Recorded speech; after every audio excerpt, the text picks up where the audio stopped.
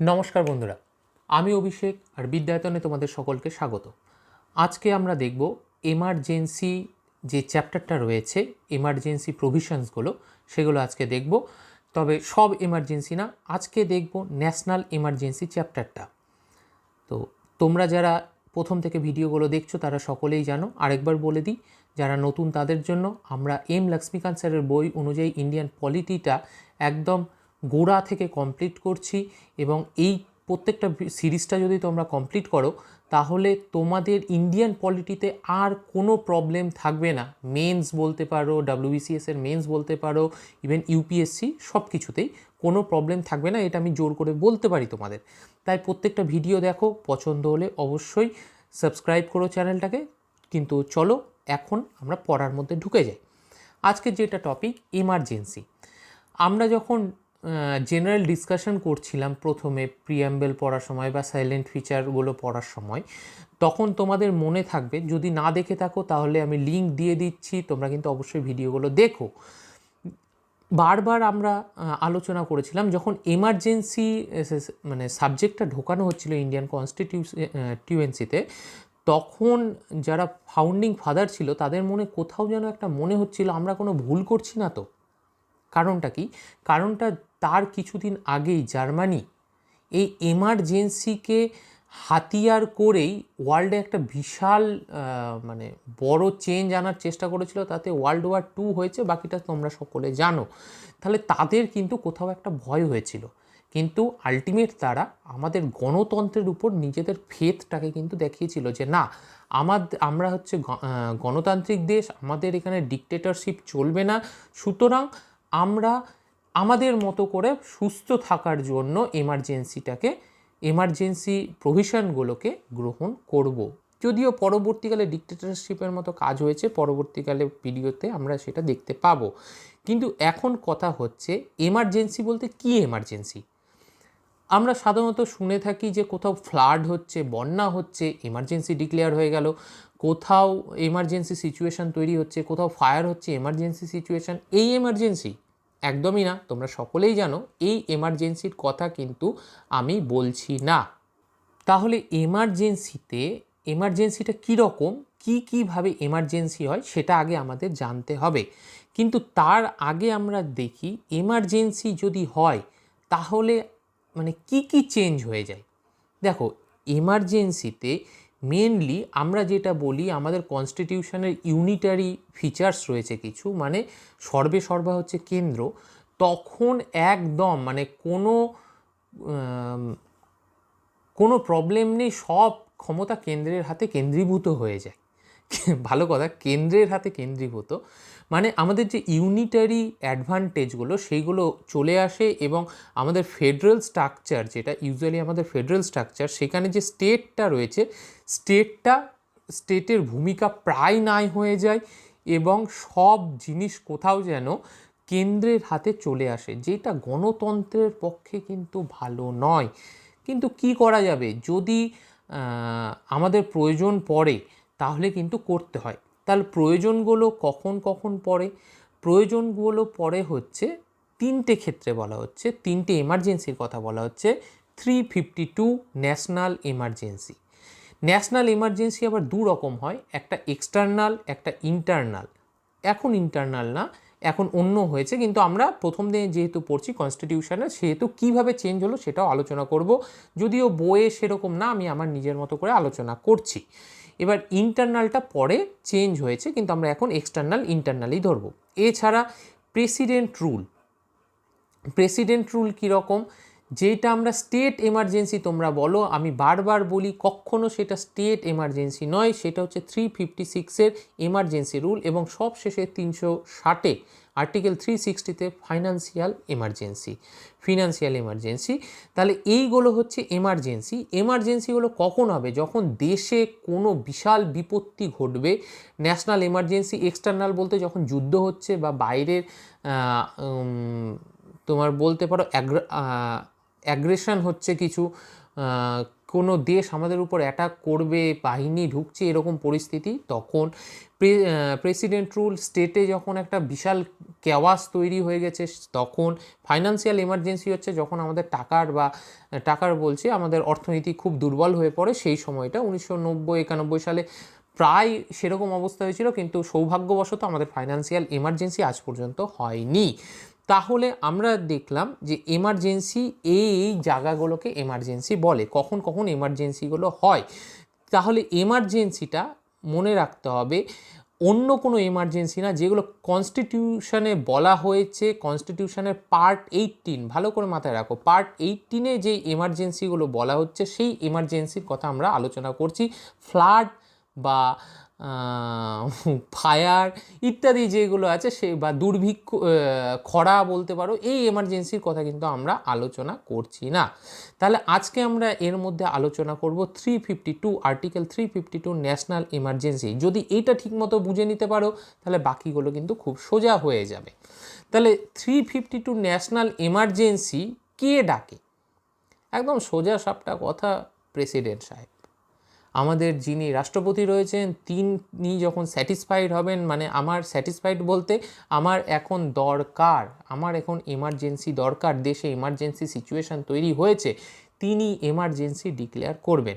তাহলে এমার্জেন্সিটা ডিক্লেয়ার করবে প্রেসিডেন্ট, তিনি তার মর্জি মতো ডিক্লেয়ার করবে? আরে না না না, প্রেসিডেন্ট সাহেব কখনোই তার মর্জি মতো বেশি কিছু করতে পারে না, খুব অল্প স্বল্প কাজ করতে পারে।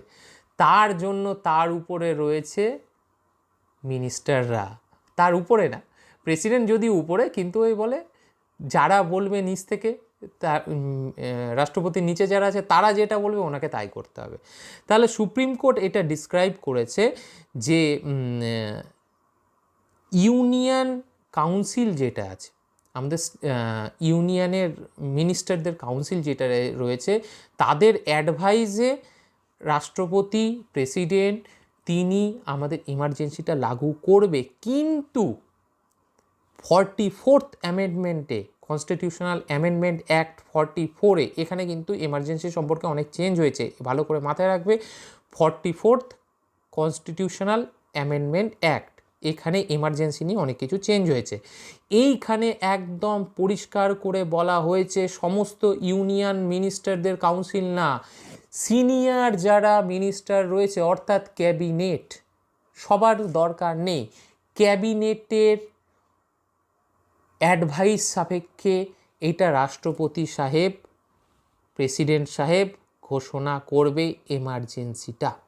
এবার এমার্জেন্সি কখন কখন ঘোষণা হবে সেটা আমাদের জানতে হবে।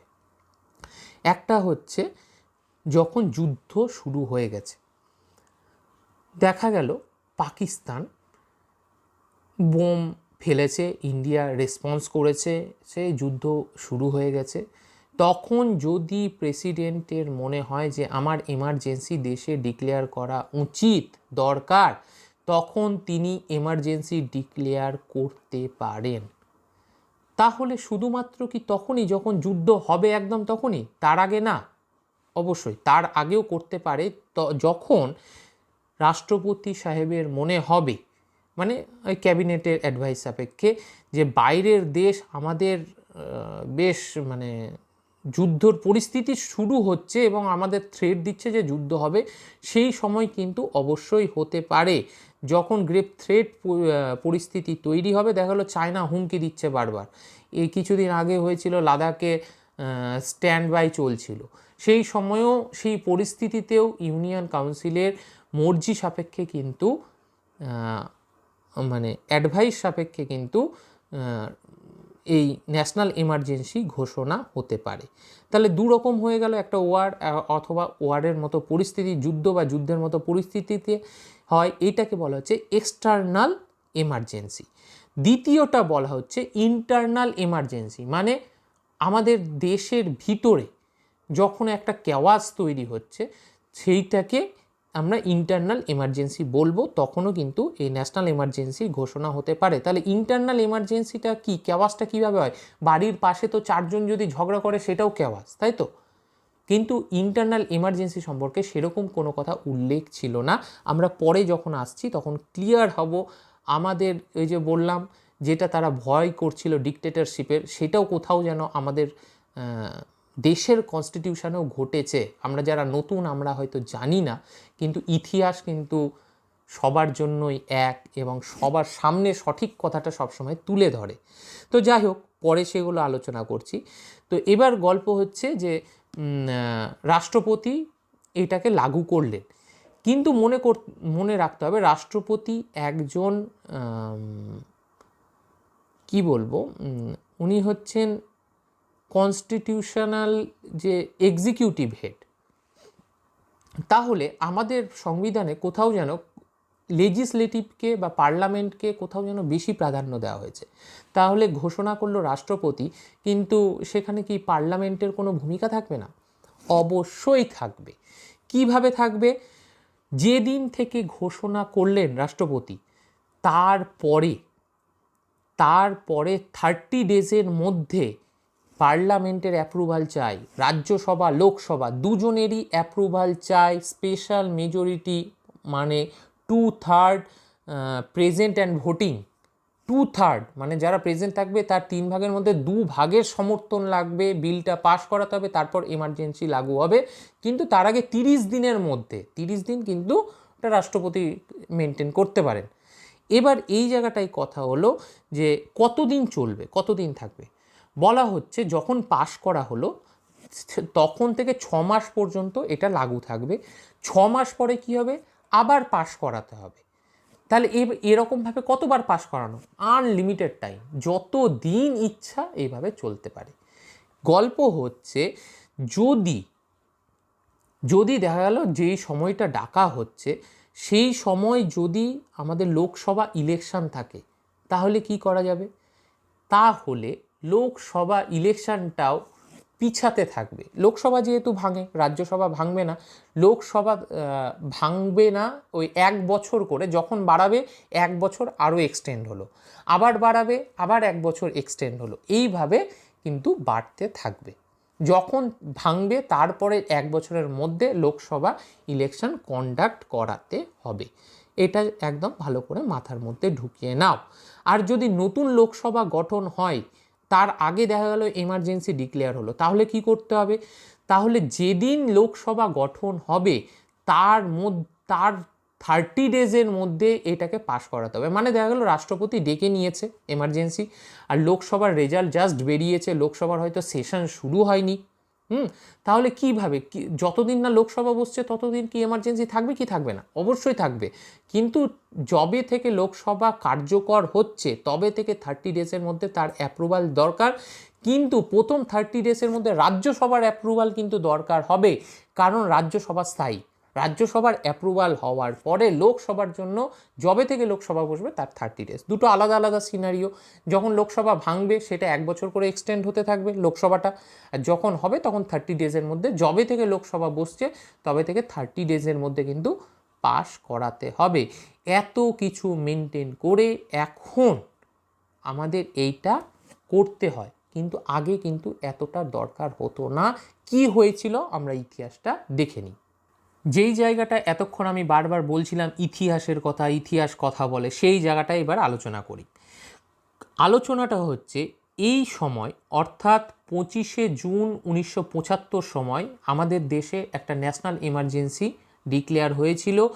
21শে মার্চ 1977 পর্যন্ত, 25শে জুন 1975 থেকে 21শে মার্চ 1977 পর্যন্ত প্রায় 2 বছর এই এমার্জেন্সিটা চলেছিল। কে ডেকেছিল? ইন্দিরা গান্ধী ম্যাডাম। তিনি তার কার্যকালকে বাড়িয়ে নিয়েছিলেন, কোথাও যেন একটা ডিকটেটরশিপের কাজ করেছিলেন। কারণটা তোমরা বুঝবা, আমি যদিও সম্পূর্ণ কথা একদম পরিষ্কারভাবে তোমাদের বুঝিয়ে বলবো।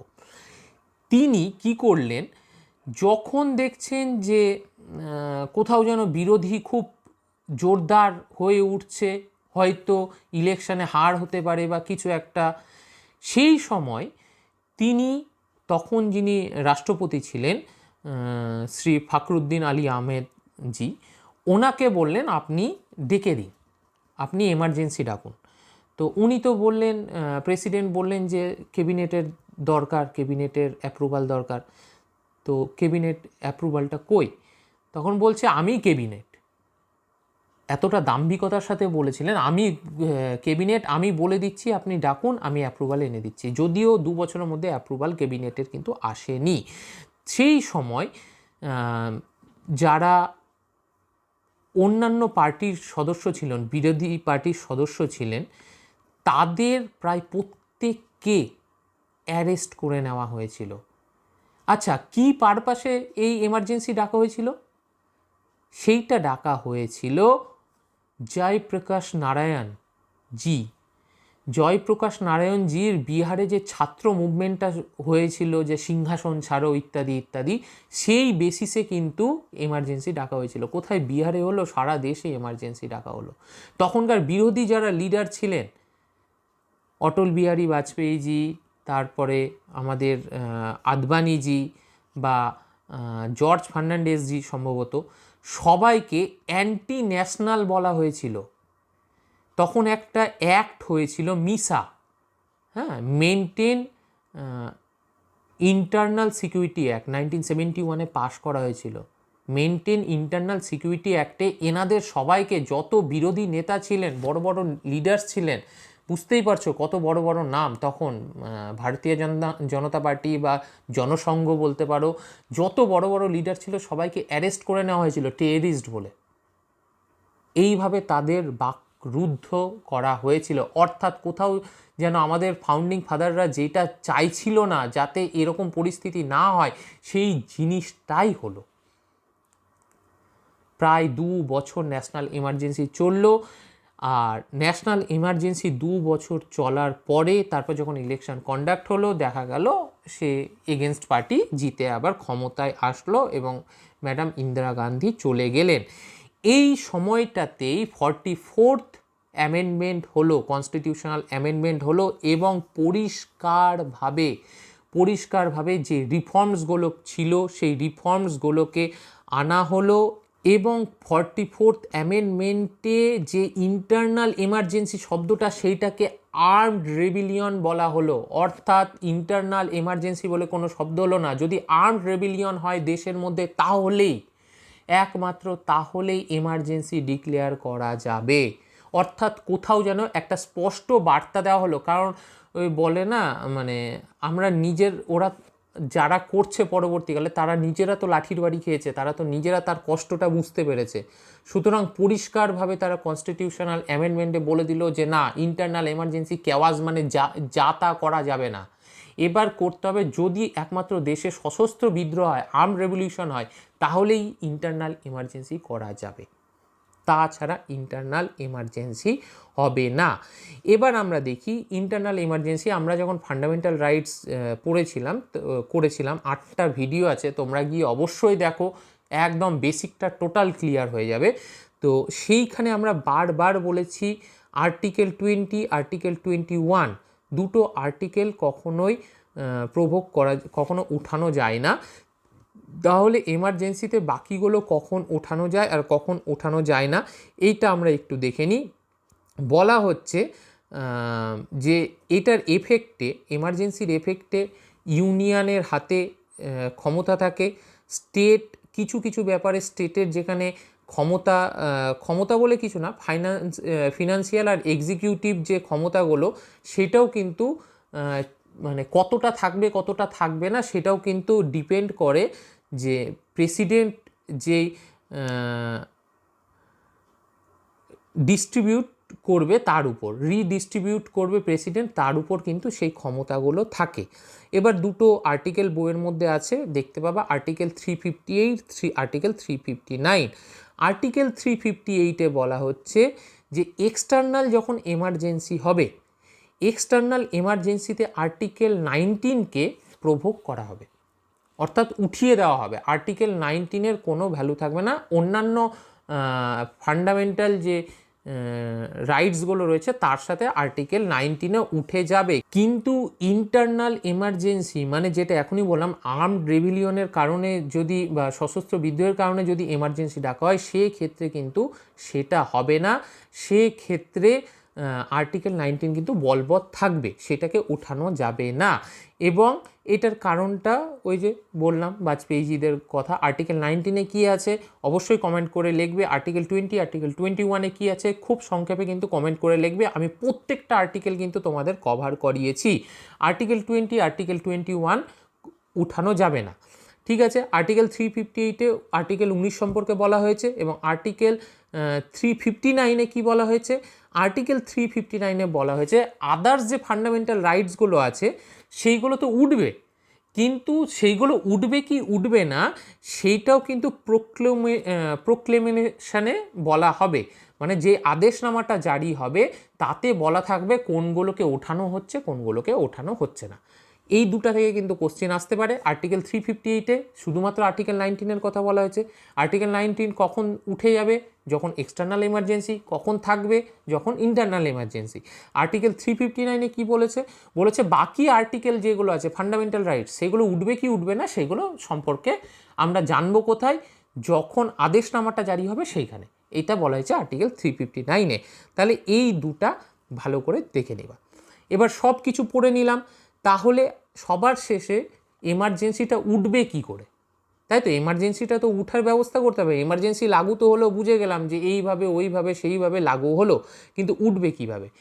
দেখো, আগে এমার্জেন্সির উপর জুডিশিয়াল কোনো পাওয়ার ছিল না, কিন্তু মিনার্ভা মিল কেস, এটাও আমি আগের ভিডিওতে ডিসকাস করেছি, খুব ইম্পর্টেন্ট কেস। 1980-তে মিনার্ভা মিলস কেসে জুডিশিয়াল রিভিউয়ের কথা বলা হয়েছে। যত কিছু রয়েছে সব কিছুর উপর জুডিশিয়াল রিভিউ থাকবে, অর্থাৎ তুমি যে কোনো কারণে হয়তো এমার্জেন্সি ডেকে নিলে সেটা জুডিশিয়াল কিন্তু রিভিউ করবে। যদি মনে হয় কোথাও তুমি একটা ফলস কারণে, যেরকম অলরেডি আমাদের সাথে হয়েছে সেরকম যদি কিছু হয়ে থাকে, যদি জুডিশিয়াল কোনো আদেশনামা দেয়, কোনো স্টেপ নেয়, তাহলে কিন্তু এমার্জেন্সি উঠে যাবে। এছাড়া হচ্ছে কি, লোকসভার 1/10, 550 জনের যদি আমাদের লোকসভা স্ট্রেন্থ থাকে, তাহলে 50 জনের একটা সই করা কপি আমাদের লোকসভার অধ্যক্ষ বা প্রেসিডেন্টের কাছে পাঠাবে, জরুরি বৈঠক বসবে এবং অধিবেশনে যদি সিম্পল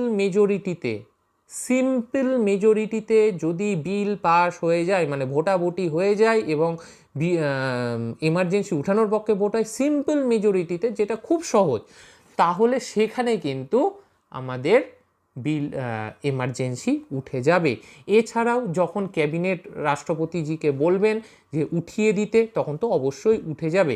30 দিনে বিল পাস হওয়ার আগেই যদি ক্যাবিনেট মনে করে যে না আর দরকার নাই, তাহলে লোকসভা পর্যন্ত যাওয়ারই দরকার নাই, পার্লামেন্ট পর্যন্ত যাওয়ারই দরকার নাই, তার আগেই কিন্তু উঠে যাবে। এতভাবে কিন্তু উঠতে পারে। অর্থাৎ আজকের ডেটে দাঁড়িয়ে ন্যাশনাল এমার্জেন্সি লাগানো যতটা কঠিন, উঠা তার চেয়ে অনেক সোজা। জুডিশিয়াল যে কোনো সময় উঠাতে পারে। তাছাড়া লোকসভা বা লোকসভার মেম্বাররা 1/10 মেম্বার একটা অধিবেশন ডেকেও কিন্তু সিম্পল মেজরিটিতে পাশ করিয়ে এটাকে উঠিয়ে দিতে পারে, কিন্তু এটা লাগানোর জন্য কিন্তু অনেক কাঠখড় পুরাতে হয়, আমরা কিন্তু আলোচনা করলাম।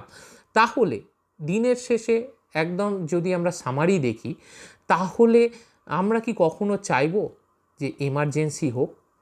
একদমই না, কখনো চাইবো না। তাতে কি হয়, তাতে আমাদের ফেডারেল স্ট্রাকচার একদম বিপন্ন হয়ে পড়ে, স্টেটের অস্তিত্ব প্রায় থাকে না, যা একটা ডিকটেটরশিপের দিকে আমাদের দেশকে নিয়ে চলে যেতে পারে। সুতরাং কখনোই আমরা চাইবো না এরকম এমার্জেন্সি আমাদের দেশে লাগু হোক। আর কখনো কি চাইবো যে সেই 1975-এ যেরকম ঘটনা ঘটেছিল 25শে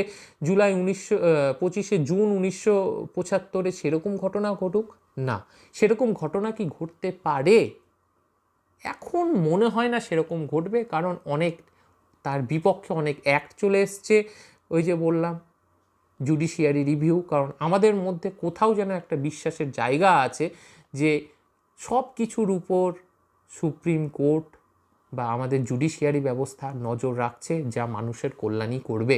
অবশ্যই লোকসভা, রাজ্যসভা বা লেজিসলেটিভ সবাই কল্যাণের জন্যই রয়েছে, আমি কাউকে ছোট করব না, কিন্তু যদিও কোথাও গলতি হয়ে যায়, তাহলে কিন্তু আশা করা যায় ওই জায়গাটা সবচেয়ে নিরপেক্ষ জায়গা।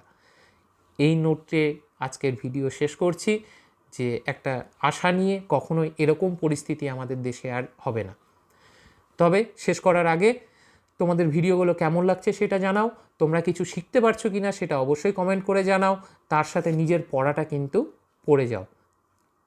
কেমন লাগছে ভিডিও সেটা জানাবে, তার সাথে চ্যানেলটাকে সাবস্ক্রাইব অবশ্যই করবে, শেয়ার কিন্তু অবশ্যই করো, কারণ যারা অনেক টাকা দিয়ে, প্রায় লাখ লাখ টাকা দিয়ে কোচিং করানো হয় এই বিসিএস বা অন্যান্য এক্সামের জন্য, তারা এই ফ্রিতে এই ক্লাসগুলো কিন্তু দেখতে পাবে তোমাদের এই শেয়ারের মারফতে।